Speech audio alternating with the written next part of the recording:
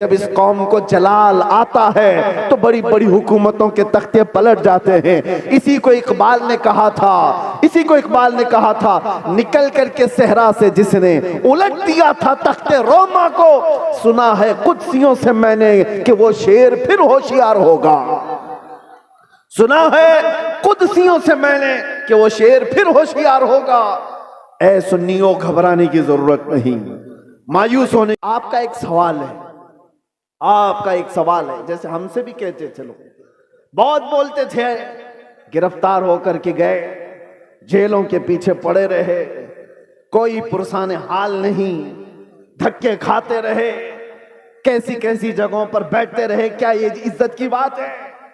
मेरे अजीजों, ये गिरफ्तारियां यह हमारे आबाओ अजदाद की सुन्नत है। हाँ, जेल कैद ये सारी चीजें नई बात नहीं है।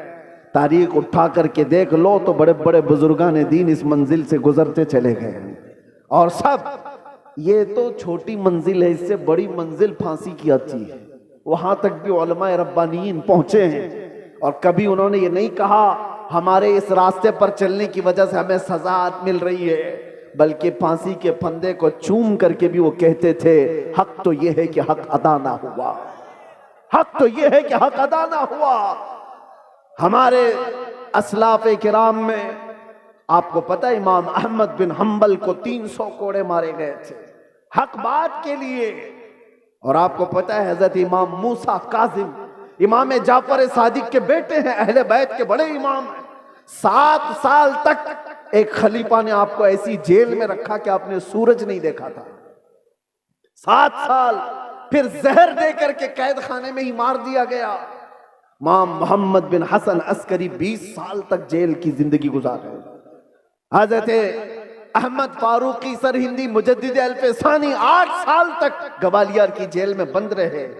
अल्लामा किफायत अली काफी, इनायत अहमद काकोरवी, फजले हक खैराबादी, ये वो उलमाए रब्बानीन हैं जो अपने हक बयानी की बुनियाद पर जेल की सजाएं काटते रहे। लेकिन ये बात इसलिए मैं कह रहा हूं, जेल की सजाएं काटने के बाद न दीन पर कुछ फर्क आया, न ईमान पर कुछ फर्क आया, इसलिए कि हमारा मानना यह है इस्लाम जिंदा होता है हर करबला के बाद। इस्लाम जिंदा होता है हर करबला के बाद। कुर्बानियां अगर देने का वक्त आए तो कुर्बानियां दोगे या नहीं दोगे? हुजूर पाक सल्लल्लाहु ताला अलैहि वसल्लम के नाम पर आजमाइशें आएंगी तो उन आजमाइशों के लिए तैयार रहोगे कि नहीं रहोगे? बस मैं ये नहीं कहता कि कुछ करने के लिए, जाने के लिए, उठने के लिए, बस बात इतनी है कि संभाले रखो अपने ईमान को, और उलमाए रब्बानीन अपना काम करते रहे, हक बोलना ना छोड़ें। किसी जालिम के दबाव में आकर कभी भी वो अपनी जुबान को गूंगी ना करें, बल्कि वो हक बयान करते रहें। परेशानियां आएंगी, मसाइब आएंगे, ये तुम्हारे मरातिब को और बढ़ाते चले जाएंगे। किसी सेठ की चापलूसी में हक बयानी से आप दूर ना भागें, इसलिए कि सेठ न तुम्हें रिस्क देता है, न तुम्हें हयात देता है। अल्लाह रब्बुल इज्जत रज़्ज़ाक़ हकीकी है, वही हयात व ममात का मालिक है। उलमाए रब्बानीन को भी ये चाहिए कि हालात ज़माना को देखें जरूर, लेकिन हक बात से आप अपनी जुबान को न रोकें, इसको चलते रहने दें। अल्लाह की गैब से मदद होगी और कौम के अंदर ईमान जिंदा रहेगा, कौम के अंदर बेदारी बाकी रहेगी। और अगर ये चुप हो गए तो कौम का एक बड़ा हिस्सा बुज़दिल बन जाएगा, कौम का एक बड़ा हिस्सा बुज़दिली का शिकार हो जाएगा। चंद उलमाए रब्बानीन ही सही, इन्हें चाहिए कि वो अपनी कुर्बानियों के लिए तैयार रहें। हमने रोटियां बहुत खाई हैं हुजूर के नाम पर, जलसे बहुत कर लिए हैं। लोग उलमा को आज जो नवाजते हैं, चाहे वो एक नजराने का छोटा सा लिफाफा ही क्यों ना हो, ये ना समझें कि आपकी टोपी दाढ़ी की वजह से, बल्कि मुस्तफा करीम की निस्बत की वजह से। सारी कौम आपको नाइबे रसूल समझती है, हुजूर के नाम पर हमें मिल रहा है, खा रहे हैं। आप नीचे बैठे, हम ऊपर बैठे हैं, ये ऊपर बैठना भी मेरे हुजूर की निस्बत की वजह से। ये मिंबर उलमा को जो दिया जाता है इसलिए कि नबी पाक के नायब है, और जब हुजूर पाक की बात आए तो आए काए ना किया करें। उलमा को चाहिए कि वो अपना हक अदा करें। अपना हक अदा करें। और हमने देखा है चंद वो लोग मसलहत और हिकमत की बात करते हुए हमें डराते हैं। मेरे अजीजों, मसलहत अपनी जगह पर, हिकमत अपनी जगह पर। क्या इमाम हुसैन को मसलहत नहीं मालूम थी? करबला में जाने के वक्त उनको हिकमतें नहीं मालूम थी जो 72 लोग अपने खानदान के लेकर शहीद हो गए? दीन पर कभी ऐसे मामलात आए तो मेरे अजीजों, उलमा का सबसे पहला ये नंबर है कि कौम, आप एक कदम बढ़ाते हैं तो ये 100 कदम आगे बढ़ने को तैयार है। आपको सिर्फ एक जुबान कहने की देर है। कौम तो बेचारी बेपनाह मोहब्बतों के साथ जान देने के लिए भी कुर्बान है। मैं अक्सर एक बात कहा करता हूं, आज से 4 साल पहले मैंने दिल्ली में उस पाखंडी को जो मुबाहले का चैलेंज किया था, और आपको पता है हमारा ऐलान पूरी दुनिया भर में फैला था कि हम आग में कूदने जा रहे हैं। लेकिन उस वक्त मुंबई का एक नौजवान मेरे पास आकर कहा था, जो कोई बामल नहीं दिखता शक्ल से, हाँ दाढ़ी में भी डिजाइन, सर में भी डिजाइन, फटी जीन्स पहना हुआ, उसने कहा था कि हजरत मुफ्ती साहब, मैंने सुना है आपका ऐलान, आप दिल्ली जा रहे हैं आग में कूदने। मैंने कहा आपको क्या है उससे? उसने कहा आप जब भी जाना हो तो मुझे ले जाएं, पहले मैं कूदूंगा। चेहरा देखो, हुलिया देखो पूरा। मैं ये कहता हूं उलमाए रब्बानीन से, हमें सिर्फ कहने की देर है, सारा महाज कौन संभालेगी? सारा महाज। हमने सिर्फ ऐलान किया था, बच्चा बच्चा तैयार खड़ा था। ये जज्बा है मोहब्बत मुस्तफा की बुनियाद पर। उस दिन मेरे आंखों में आंसू आ गए थे उस नौजवान को देखकर। उसने कहा था मैं मस्जिद में ज्यादा आता नहीं, आपके करीब आया नहीं ज्यादा, लेकिन इतनी बात है कि हुजूर से मोहब्बत जरूर करता हूं, और जब उनकी बात आई है तो जान भी दे सकता हूं। मैं आपको बताऊं, उसी नौजवान को देखकर आंखों में आंसू आए।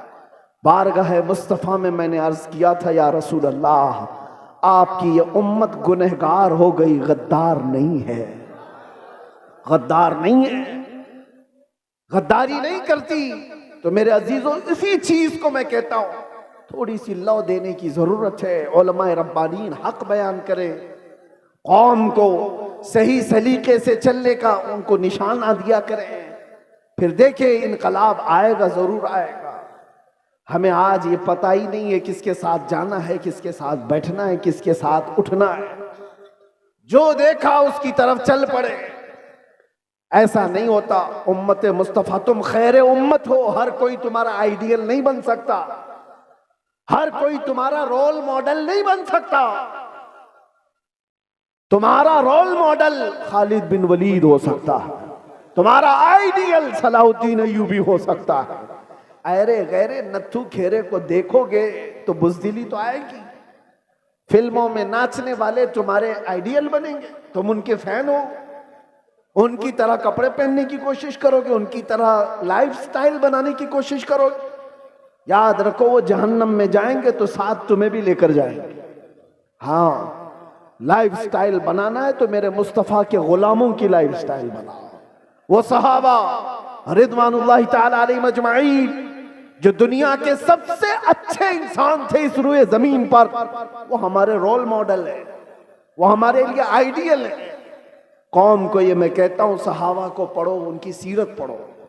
रोजाना इंटरनेट का जमाना है, सर्च करो मेरे नबी पाक सल्लल्लाहु ताला अलैहि वसल्लम के सहाबा की सीरत। आज से ये पाबंदी कर लो कि कम से कम 100 सहाबा की सीरत, उनकी तारीख में पढ़ के रहूंगा। मेरे अजीजों, मिल जाएगा आपको सब कुछ, और फिर देखना आपकी जिंदगी में इनकलाब कैसे आएगा, कितनी चेंजिंग आएगी, कितना बदलाव आएगा। 24 घंटे में 18 घंटे तो फेसबुक के रील्स वगैरह देखने में गुजार देते हो, इंस्टा के रील्स देखने में गुजार देते हो, फेसबुक के वीडियोस देखते हुए यूट्यूब में मगन रह जाते हो। काश उसका आधा वक्त तुम रसूलुल्लाह के दीवानों को पढ़ने में लगाओ, फिर किसी और चीज की तुम्हें जरूरत ही नहीं।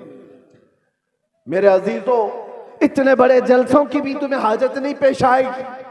तुम अपनी जिंदगी को मेरे नबी पाक के गुलामों को पढ़ करके खुद समझ जाओगे, क्योंकि मेरे आका ने फरमाया असहाबी कन नुजूम बिअय्यिहिम इक्तदैतुम इहतदैतुम, मेरे सहाबा सितारों की मानिंद हैं, तुम जिसकी भी पैरवी करोगे हिदायत पा जाओगे, जिसके पीछे भी चलोगे तुम हिदायत पा जाओगे।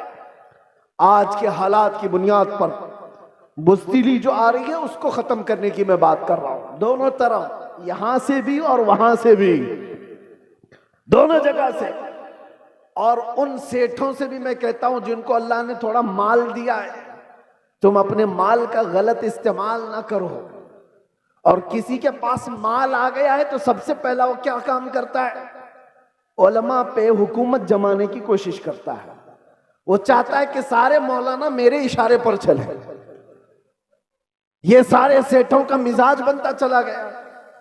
मौलाना साहब मस्जिद में वही बयान करेंगे जो मैं चाहूंगा। तुम्हारा दीन चलाओगे कि मेरे मुस्तफा का दीन? और जिन लोगों का ऐसा मिजाज बनेगा वो मेरे मुस्तफा की शरीयत नहीं चला रहे, अपनी तबीयत चला रहे, उनका ठिकाना भी बहुत बुरा होगा। वो अंजाम समझ करके चले।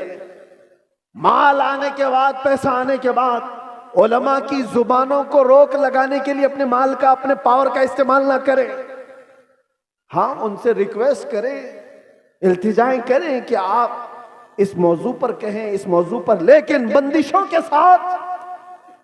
अरे कितने तो ऐसे हैं, हमारे पास एक मामला ऐसा अभी दूर दराज के इलाके का आया। एक इमाम साहब को हक बयानी करने पर उनके कपड़े फाड़ दिए गए, उनको मारा गया, मिंबर से उतारा गया। किस वजह से? कि उनकी तबीयत की बात नहीं कर रहे थे मौलाना, शरीयत मुस्तफा की बात कर रहे थे। तुम सूद खाते रहोगे और उलमा नहीं बयान करेंगे, शराब पीते रहोगे उलमा नहीं बयान करेंगे, चोरी करते रहोगे उलमा नहीं बयान करेंगे। अगर तुम्हें तुम्हारी बुराइयों के बारे में बताने से बुरा लगता है तो डॉक्टर के पास भी मत जाना। वो तुम्हारी बीमारियों को जब बताता है तो क्या थप्पड़ लगाते हो? जब तुम्हें वो कहता है कि तुम्हें बुखार हो गया है, पेट में अल्सर हो गया है, तो क्या थप्पड़ लगाओगे? गिड़गिड़ाने लग जाओगे, डॉक्टर साहब इलाज कर दो, जल्दी से अल्सर निकाल दो। यही काम जब उलमा तुम्हारे साथ करे, रूहानी बीमारियां तुम्हें लगी हैं, तो तुम्हारे दिल में रिक्कत तारी हो जाना चाहिए और सोचना चाहिए। आओ उनके पास, कहो कि हमें इन बीमारियों से आजाद करा दो, इन गुनाहों से, इन बीमारियों से, इन बलाओं से हमें आजाद कराओ। लेकिन उल्टा है, पैसों का जोर ऐसा कि उलमा की दाढ़ियां खींच ली, उनके जुब्बे खींचे लिए, उनकी इज्जतों पर उंगलियां उठाने लग गए। ये मिजाज बदलो मेरे अजीजों। और आज जलसों के सिलसिले में एक और बात मैं कह के जा रहा हूं।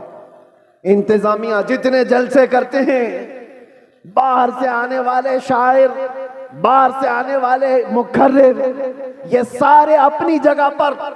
तुम अपनी मस्जिद के इमाम को अगर खुश नहीं रख सकते तो इन जलसों को क्या हासिल है? इन जलसों का क्या हासिल है?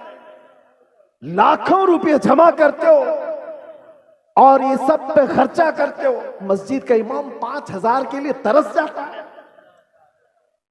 मोहल्ले के इमाम को समझते हो कि ये तो घर की मुर्गी है, दाल बराबर, इसको तो चलाया जा सकता है। वो तुम्हारे साथ साल के पूरे दिन रह रहा है, हम तो आधा घंटा, 1 घंटा आकर के जा रहे हैं। जो साल भर तुम्हारे साथ खिदमतें कर रहा है उसका दिल ज्यादा खुश रखो। अगर वो मुतहर्रिक नहीं होता तो तुम्हारे पास दीन का मिजाज आता कहां से? तुम्हारे बच्चे कुरान पढ़ते कैसे? अगर वो मेहनत ना करे तो अलिफ से बा तक ना आए बच्चों को, तो फिर सबसे पहला हक है उसका। ये मिजाज भी बिहार हो कि कहीं पर भी हो, मैं ये देना चाहता हूं। हम नजराने के लिए नहीं आते, एक बात याद रखें कान खोल करके। बहुत सारे लोगों ने मैं बना रखा होगा, मैं आज ऐलानन ये कहता हूं, हमारे नाम पर कोई दलाली ना करे। हमारा कोई एजेंट नहीं है जलसों के लिए। हम तारीख के लिए बहुत सारे लोग फोन करते हैं, और कितनी हमारे पास ऐसी खबरें आई कि फला ने तारीख दिलाने के नाम पर 50,000 ले लिए, 1 लाख ले लिए। कौम से मैं कहता हूं किसी को 1 रुपया भी देने की जरूरत नहीं। अल्लाह रब्बुल इज्जत ने हमें जितना अता किया वो बहुत है, बहुत है। मैंने जलसों को कभी भी जरिए माश नहीं बनाया है, अल्लाह शाहिद है, अल्लाह शाहिद है। किसी भी जगह हमने कभी कोई डिमांड नहीं किया। हाँ, खुशियों के साथ मोहब्बतों के साथ लोगों ने जो दिया रख लिया, अलग बात है। कभी किसी से तकाजा किया हो तो मेरे सामने खड़ा होकर के बता दे, कभी नहीं। ये बात इसलिए कर रहा हूं कि अल्लाह तबारक व तआला ने जो अता किया वो बहुत है। हम अपने पैसे से सफर का खर्चा भी निकाल सकते हैं और आकर के बगैर किसी चीज के जा भी सकते हैं, हमें किसी चीज की हाजत नहीं। लेकिन आज से मैं कहता हूं मकामी उलमा को पहले खुश रखो, अगर वो खुश रहे तो दीन का मिजाज बना रहे। और अगर उनको इस हालत में रखे हो कि उनको देखो तो लगे कि यतीम है, बेसहारा है, लावारिस है, किसने इनकी हालत बना रखी है? ये जेबों पर लोगों की नजर क्यों डालने लग गए? तुमने खुश नहीं रखा। तनख्वाहों में कटौती ऐसी करते चले गए कि उनको एक एक पाई के लिए तरसाते रह गए। मैं जानता हूं कई इमाम ऐसे हैं जो मस्जिद के दिए हुए छोटे से घर में अपनी पूरी जिंदगी गुजार कर चले गए, मदरसे में मुख्तसर सी तनख्वाह पर 40 साल पढ़ाते रह गए। ये सारे खिदमात उनकी अपनी जगह पर। हाँ, कुछ लोग अगर बिगड़े हुए हों तो उलमाए सू हो सकते हैं, मैं उनकी वकालत नहीं कर रहा हूं, कौम का मिजाज बदलने की बात कर रहा हूं। कौम का मिजाज, हमें बुलाने की कोई आजत नहीं, हम अपनी जगह पर बैठे जहां से तकरीर करेंगे फैल जाएगी, आ जाएगी आप तक। मुंबई में खड़े होकर के जुमा में खिताब करते हैं तो पूरी दुनिया में फैलती है, आ जाती है। हम सिर्फ और सिर्फ बड़े इसरार की वजह से आ जाते हैं। हम ये नहीं चाहते कि आपका माल जाया हो, बर्बाद हो। आप ये सारे माल का जो सही इस्तेमाल है वो अहले सुन्नत व जमात की मजबूती के लिए ही पर लगाओ। ये क्या मिजाज है बना रखा है? बहुत सारी फॉर्मेलिटीज हम देख रहे हैं, नात खानी भी नोट खानी की तरह, जिसको देखो उसको पैसों की तलब में अगर नात पड़ी जाती है तो वो नात नहीं रहती है, वो नात नहीं, उससे इश्क मुस्तफ़ा नहीं आता। इश्क मुस्तफ़ा तो वो है। आज से तकरीबन 70 साल पहले मैंने पहले एक मैगजीन आता था माहनामा अल मीज़ान और इस्तिकामत, माजरत माहनामा इस्तिकामत, उसमें एक चीज लिखी हुई थी। बड़े उलमा बैठे हुए थे, एक शायर नाते मुस्तफ़ा पढ़ रहा था और उसके शेर का मफहूम ऐसा कुछ था, एक तरफ काबा है, एक तरफ गुंबद खजरा, दरमियान में मैं हूं, इधर जाऊं कि इधर जाऊं। 18 मरतबा उसने एक ही मिसरा पढ़ा, 18 मरतबा। होता है लोग पक जाते हैं, ये शायर लोग क्या पढ़ रहे हैं, लेकिन वो शायर ऐसा नहीं कि जिस शेर पे पैसा मिल रहा है उसको रिपीट कर रहा हो, जिस शेर पे पैसा मिले उसको बार बार पढ़ते जाओ, नहीं, कोई नहीं। वो उलमा की महफिल थी, 18 बार जब पढ़ा उसके बाद गश खाकर गिर गया। उलमा इकराम बैठे हुए, वो उठाने के लिए आए तो देखा उनकी रूह परवास कर चुकी थी। ये नाते मुस्तफा है। पहुंचा वहीं पर जिसकी मदहसराई कर रहा था, और यहां तो लोग हुल्लड़बाजी कर रहे होते हैं। ये नात नहीं है। नात खानी को नात खानी रखो, नोट खानी मत बनाओ। तुम्हारे पैसे संभाल रखो, देने का इतना शौक है तो बाद में क्यों अलग से ले जा करके नहीं देते? ये उछालना क्या है, ये मुजरा करना क्या है, ये तमाम चीजें क्या है? लोगों को देखा गया है, उनके पास गड्डियां हैं, वो एक साथ देना नहीं चाहते, छुट्टे छुट्टे निकाल निकाल कर, ताकि पूरी दुनिया उनके माल के नजारे देखे। वो अपनी तमाम चीजों की नुमाइश चाहते हैं। मेरे अजीजों, इस मिंबर रसूल को इन तमाम चीजों का खेल ना बनाओ। ये पाक मिंबर है। बुजुर्गाने दीन ने जैसा इस मिंबर को रखा था वैसे ही रखा जाए। मेरे एक उस्ताद फरमाया करते थे, जलसे के 3 रुकन होते हैं, याद रख लीजिए, 3 रुकन हैं। एक इंतजामिया, एक स्टेज के मुकर्रिर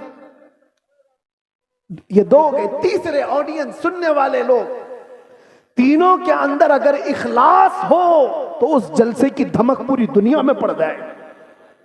इखलास हो तो उसके अंदर ताकत और पावर बढ़ जाएगा उस जलसे के अंदर। इखलास कैसे? जलसा कराने वालों का भी इखलास हो कि हम अल्लाह उसके रसूल की रजा के लिए कर रहे हैं, कंपटीशन के लिए नहीं, पैसा जमा करके खाने के लिए नहीं। जलसा किया तो बाकी का पैसा हजम कर लिया, इसके लिए नहीं, इखलास हो। दूसरा रुकन ये मुकर्रिरीन का है, वो पैसा लेने के लिए ना आए हो, वो अल्लाह और उसके रसूल की बात कौम तक सुनाने के लिए आए, उनके दिल में इखलास हो। तीसरा, सुनने वाले भी सर्कस देखने ना आए हो, एंटरटेनमेंट करने ना आए हो, वो अपना घर बार छोड़ करके अल्लाह उसके रसूल के लिए आए हो। जब ये तीनों अरकान में इखलास होता है तो वो जलसा पावरफुल हो जाता है, रूहानियत से भर जाता है। फिर वहां से कहा हुआ हर जुमला ताकतवर होता है, वरना हजारों जलसे क्यों नहीं फायदा देते, क्यों नहीं देते? कहीं तो कोई मिस्टेक है, कहीं गड़बड़ है, इनकी इस्लाह की जरूरत है। कंपटीशन में जलसे ना करो।